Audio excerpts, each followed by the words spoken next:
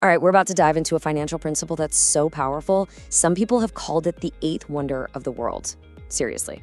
And getting your head around this concept, it could honestly be one of the most important things you ever do for your financial future. So let's just jump right in. I mean, think about that for a second. It's a pretty big question, right? And look, this isn't some get-rich-quick gimmick or wishful thinking about a lottery ticket. Nope. This is about a fundamental law of growth, a choice you can actually make that puts one of the most powerful forces in all of finance to work for you. Yeah, the legend goes that Albert Einstein himself called it this. Now, did he actually say it? Who knows for sure. But honestly, the description is just perfect because it's this force that just works silently, in the background, building up steam with a power that, over time, is almost unbelievable. And that force? It's called compound interest. Now, I'm willing to bet you've heard that term before. Maybe in a math class, maybe you've read it somewhere. But here's the thing. Hearing a term and really getting what it can do for you, well, those are two completely different things. Today, we're going to close that gap for good. Okay, so to really understand the magic of compounding, we've got to start with the basics. Let's break down the two main ways your money can grow, because the difference between these two, it's not just a small detail, it's everything. So first up is simple interest.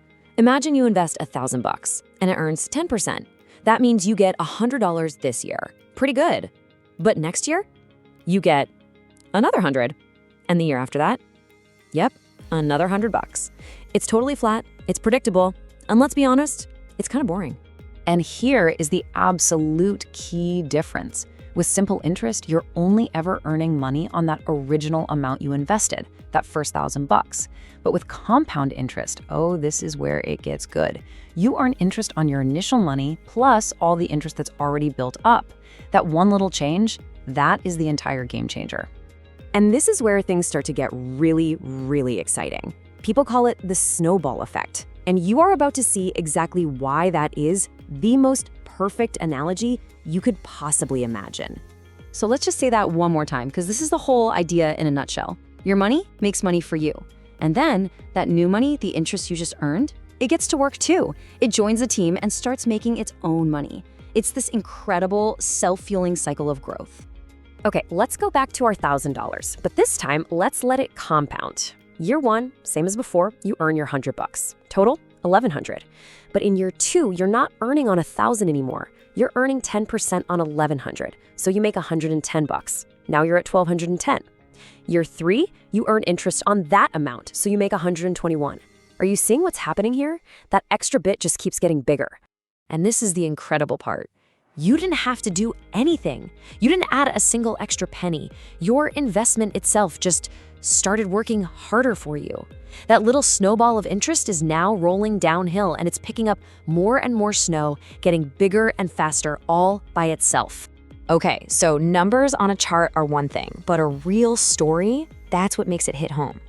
So let me introduce you to two investors. We'll call them Alex and Jordan. And trust me, their story is probably one of the most powerful illustrations of compounding you will ever come across.